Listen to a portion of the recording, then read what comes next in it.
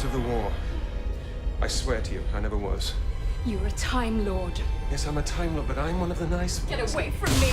Oh, look on the bright side, I'm not a Dalek. Hello everyone out there on YouTube and welcome to another of my Doctor Who action figure reviews. Today we are looking at the 8th Doctor. Yes, it's another 8th Doctor figure, this time being the version of the 8th Doctor as seen in the 6-minute minisode Night of the Doctor, which is his final chronological appearance in Doctor Who. This figure is a very exciting figure. It is a completely brand new sculpt from head to toe, and it is a fantastic figure. I love this figure of the 8th Doctor. It's absolutely brilliant. I think it's one of the best classic / new series figures we've actually ever gotten. This figure is from the exclusives that were available in Toys R Us. It was a very sought after figure, and one I never ever thought in a million years would get released.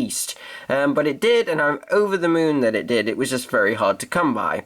So to start off with, I'm going to take a quick look at the articulation. The 8th Doctor's articulation is as follows. The head can't turn completely because it's hindered by the scarf, but then again, so was the Dark Eyes 8th Doctor, that was hindered too. The arms can do a 360, almost. It's just be careful because of the cuffs of his coat. The arms are ball jointed like later classic series figures are, so the arms can actually go out to the side and forward and backward a lot more. The wrists have some articulation. They may be a bit stiff and might not want to move because of the cuffs. He's on a T-joint crotch piece, and his legs can go out to the side, forward and backward, and the knees can bend. Just be mindful that the coat will hinder any movement of the legs. The legs can also do a 360 at the thighs, which is very nice. I don't think the waist, oh yes it can. The waist can do a 360, it's just very difficult as it gets hindered by his waistcoat, and I don't really want to force it too much.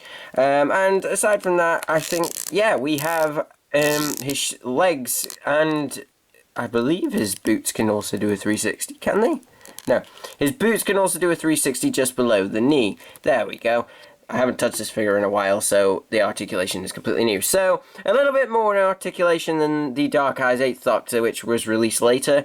A lot more articulation than the 8th Doctor that we first got. So all in all, a really nice articulation, and you can do a variety of poses with this Doctor, like that promo picture from the 50th anniversary, where he's sort of like that, but with the coat flaring out. Which I love that picture, it's fantastic. I got that one signed.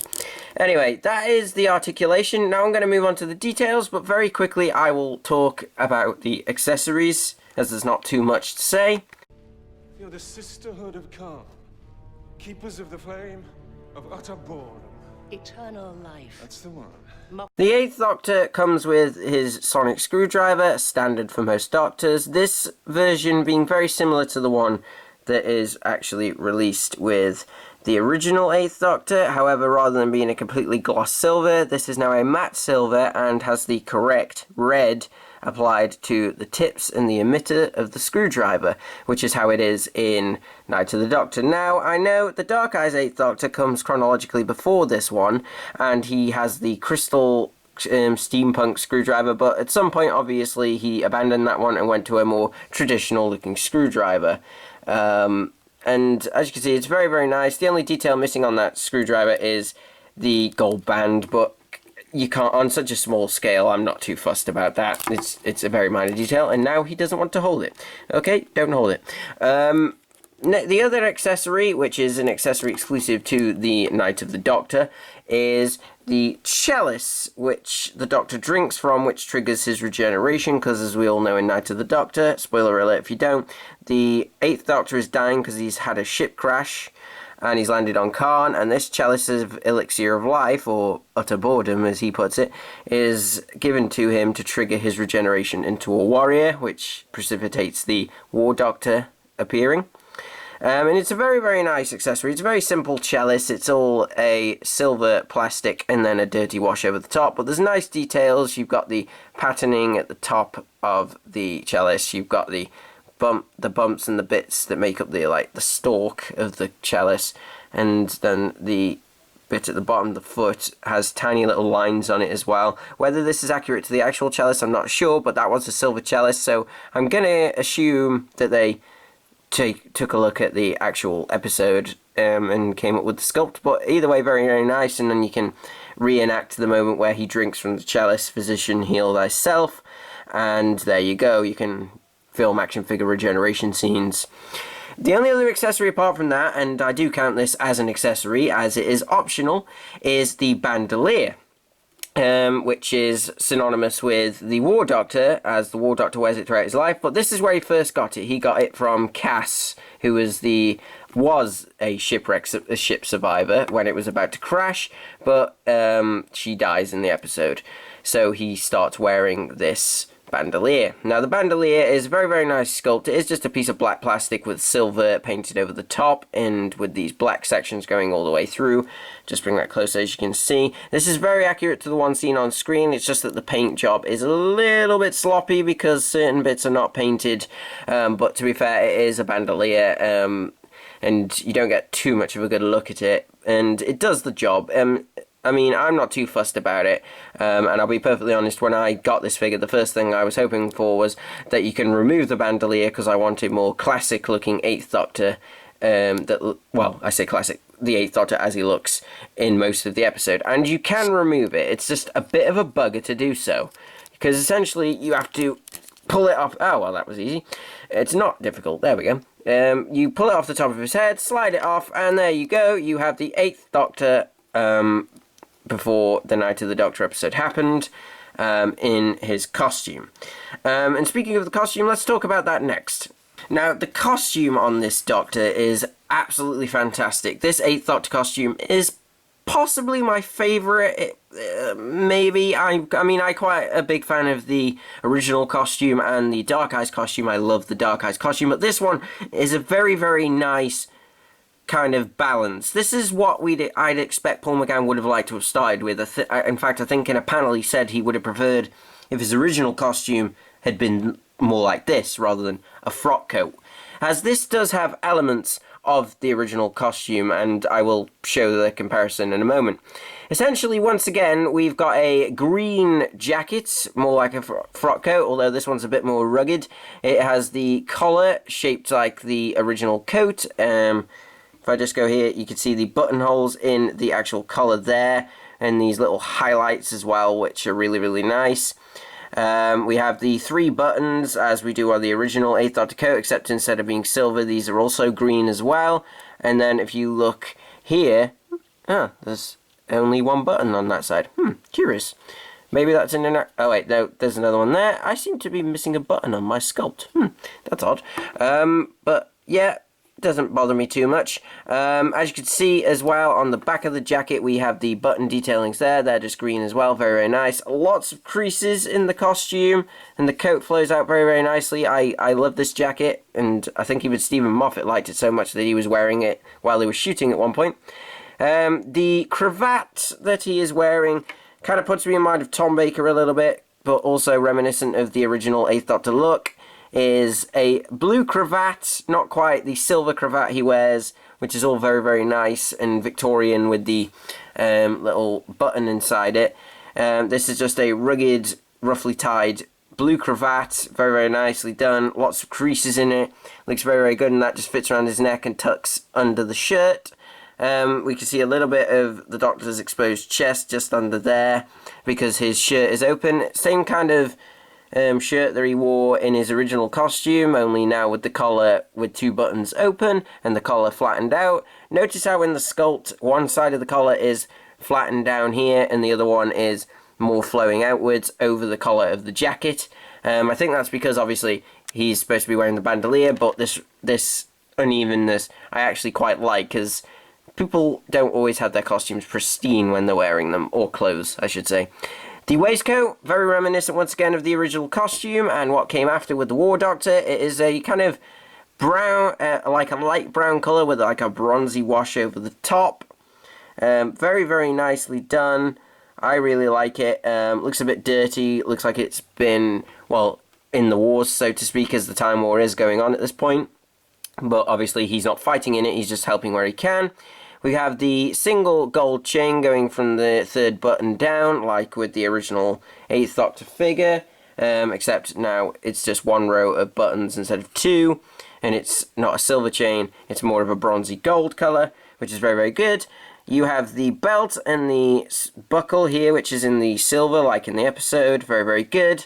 And then the only other thing to mention in the jacket department and everything is that obviously the sleeves and the cuffs of his shirt are popping out from under the jacket and reach to his wrists. And these are in a very off-white, almost dirty white colour to match the colour of the shirt, which is very, very nice.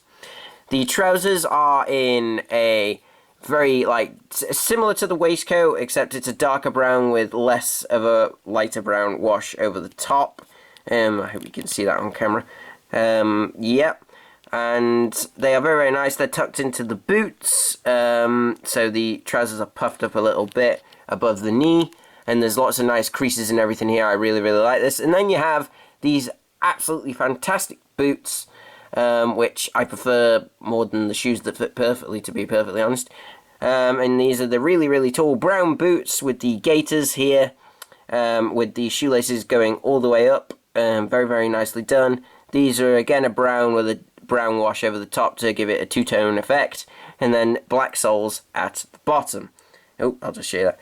Black soles at the bottom there, which is fantastic. I love these boots. The only problem with these boots are that they make this 8th Doctor slightly taller than his classic counterpart.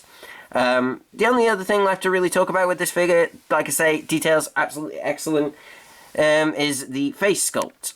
Now, the face sculpt on this figure, once again, is absolutely brilliant. I love the sculpt of this. Once again, they've done a really good job of capturing Paul McGann's likeness and making him look older, as he is older at this point compared to when he first starred in the movie in 1996. And there is some differences between this one and the original figure, and certainly with the Dark Eyes one too. This is more close to the Dark Eyes sculpt. As you can see, he's got, again, the face is very, very good. More lines around the nose and the chin. Slightly in the eyebrow area as well. The eyes. This head looking more solemn once again, as the Doctor at this point has been through a lot, and obviously the Time War's going on. The hair, very nice sculpt once again. Slightly longer than the Dark Eyes version, but essentially the same, because it's just Paul McGann's normal hair. If I just do that.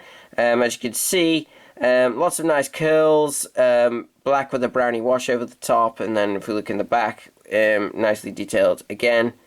There we are, and you've got that little parting at the top. So the hair's very, very nice, but looking at it, I believe it's clicked into the head, at least partly. But if I just grab the Dark Eyes counterpart here, as you can see, there are some differences. The hair is a bit lighter. It's definitely longer. It looks longer to me. The only thing I would say is obviously the eyes on this one aren't quite as good. They look a bit cross-eyed and they aren't as like striking. They're a bit more needle pointed, whereas these eyes are quite good. Out of the two, I'd probably say I do prefer the Dark Eyes head. But both figures are very, very good. I do like the solemn look that these 8th Doctor figures have been getting. They're very, very nice, and all around it's very, very good. And I've just noticed as well, looking at these two figures, if I just do this, they are actually, the Dark Eyes figure is shorter than his Night of the Doctor counterpart. And if I just bring in the classic one, the classic McGann from the TV movie, there you are. Quite a difference in look, but you can basically see where the look of this new Doctor eventually came from. So that's pretty much all I have to say on this figure. So final thoughts, just as place the comic book version there as well. Final thoughts, this is an absolutely brilliant figure. If you can get it, which is now very, very difficult, definitely track it down. This 8th Doctor you can get in the 13 Doctors box set as well, but that one unfortunately suffers from having a lot of dirt and blood on it from where he's crashed on the ship, and it's not a clean face, and I'm sure that you'll want a clean face for certain things. You don't want Paul McGann looking like he's got dirt on him all the time, and I'm not too keen on that version of it, to be honest, but other than that, it's essentially the same figure. Very hard to get hold of now. You'll have to look online. Toys R Us wouldn't be carrying these now, as these came out quite a few years ago.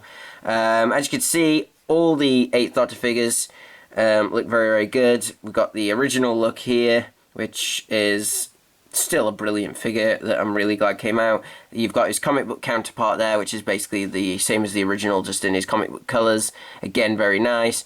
Dark Eyes 8th Doctor here may just be a tweak to the Eccleston figure with a repaint to have the Dark Eyes look. But like I say, really, really good. Nice head sculpt and a figure I never thought would come out.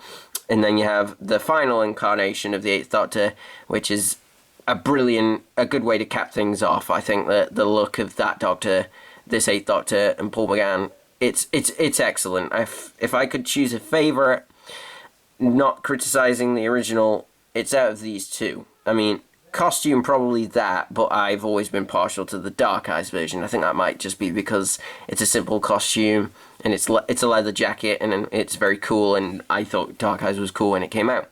But if I said overall, probably the Night of the Doctor one. So if you can get this figure, get it. That's all I have to say on that. And will we see it again in future? Potentially. I mean, they've already done some Big Finish figures, as you can, and some comic book figures, so we might get more in future, and they could release this figure again, but with a little flower that's wilting on his collar, and that would be a proper Time War 8th Doctor from the audios, like from, I think it's Time War Volume 1, and that would be a simple variant, but it'd be a way of releasing the figure again, and they could maybe put it with a Dalek or something like that. Who knows, but hopefully people will be able to get hold of this figure and they will release it again. I'm lucky to have one, as there was only one in the shop. So thank you for watching this review, guys. Feel free to drop me a comment if you have any questions. Please check out my other 8th Doctor reviews and my other action figure reviews if you care to. Shout out to Batmanmarch for letting me use his title sequence. Thank you very much. Check out his 8th Doctor series if you haven't seen them on YouTube already. They're excellent action figure adventures and they're definitely worth your time. So definitely check those out. I hope you've enjoyed this review. Please check out my other videos. Thank you very much, guys, and I shall see you soon for another Doctor Who action figure review.